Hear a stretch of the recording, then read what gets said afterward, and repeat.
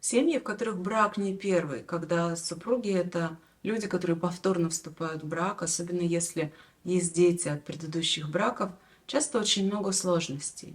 И люди удивляются. С одной стороны, мы так осознанно выбирали следующего партнера для создания семьи, но почему же так тяжело первые годы?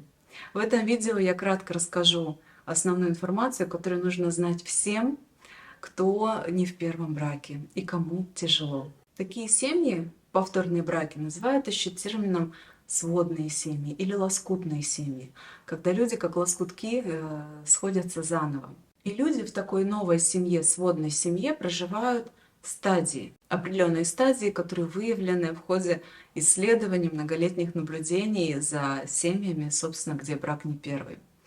И абсолютно все семьи, которые входят в повторные браки или в третьи, проживают эти стадии. Это всего 7 стадий. Первая стадия называется фантазии.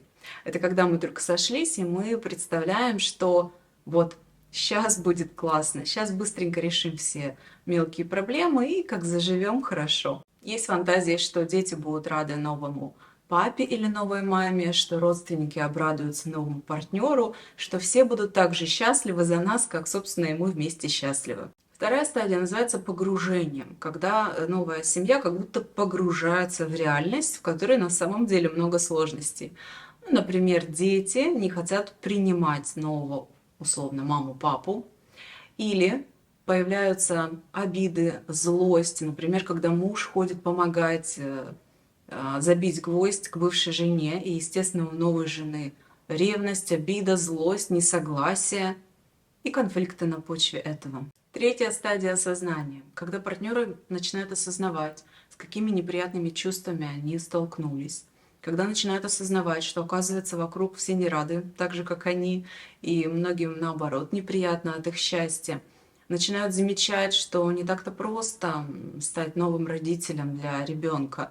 Не в смысле полностью заменить. Биологический родитель всегда остается родителем, но, безусловно, когда формируется новая семья, то новый папа-мама, он тоже становится значимым человеком для ребенка. На стадии осознания приходит понимание, что это отношения, которые нужно выстраивать заново, и это не так-то просто. Четвертая стадия, ну, в переводе с английского, эту систему, собственно, вывели в Америке. Она переводится дословно как мобилизация, но я не люблю сейчас это слово. В современном мире оно звучит ужасно. Давайте заменим это название словом конфликты. И действительно, на этой стадии начинается много конфликтов. Люди как будто проверяют и щупают, на что я могу влиять. А могу ли я влиять на этого ребенка? А могу ли я влиять на его мнение его мамы обо мне? А могу ли я влиять на то, пойдет ли он жене бывшей гвоздь забивать домой или нет?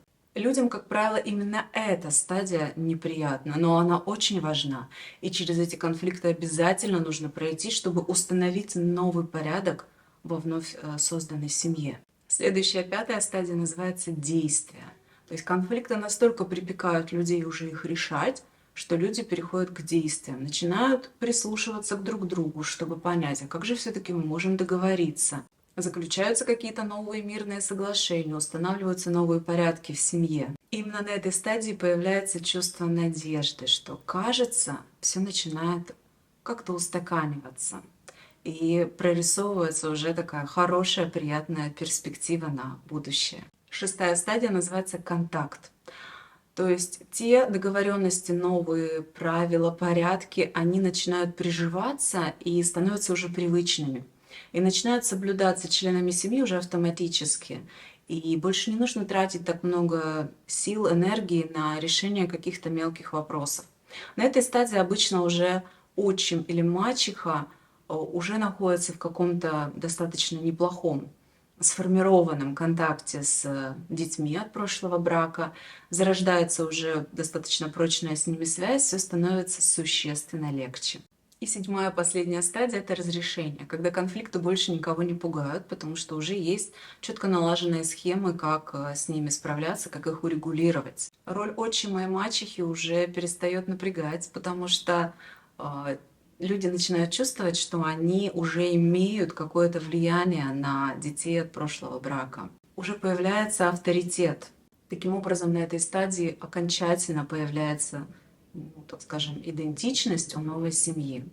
И знаете, здорово, когда семьи проходят все эти стадии, но, к сожалению, иногда или часто семьи буксуют на каком-то этапе, чаще всего буксуют на этапе конфликтов. Буксование может развернуть все, вот этот весь круг заново. Все начинается заново. И в семейную терапию, если семьи идут, то чаще всего тоже на стадии конфликта. Но я вас призываю, если у вас сейчас в семье много конфликтов, и они кажутся очень трудно решаемыми, не убегайте от них, не избегайте, само собой ничего не решится. Вам придется перейти к стадии действий. Вам придется начать прислушиваться к другим членам семьи, искать компромиссы, а вам придется объяснять, что с вами происходит, почему вы что-то хотите определенным образом. То есть, понимаете, невозможно проскочить эти стадии и оказаться сразу в конце такой вот на седьмой, на разрешении, когда все хорошо. К этому этапу, когда все хорошо, можно прийти только пройдя все эти этапы. И часть из этих этапов действительно сложные. Там есть болезненные чувства неприятные, там нужно много вопросов решать, формировать связь, доверие, но без этого никак. Если вы хотите немножко больше узнать о этих стадиях, откуда я их взяла, кто их, собственно, изобрел, то внизу в описании к этому видео я оставляю ссылку пишу название на книгу, да, где это материал опубликован, это научно доказанная информация из достоверных источников. И если вам эта тема актуальна, рекомендую почитать эту книгу. Переходите в описание, там будет название ее. Если досмотрели до конца, обязательно поставьте лайк, поддержите это видео, подписывайтесь на канал и до встречи в следующих видео.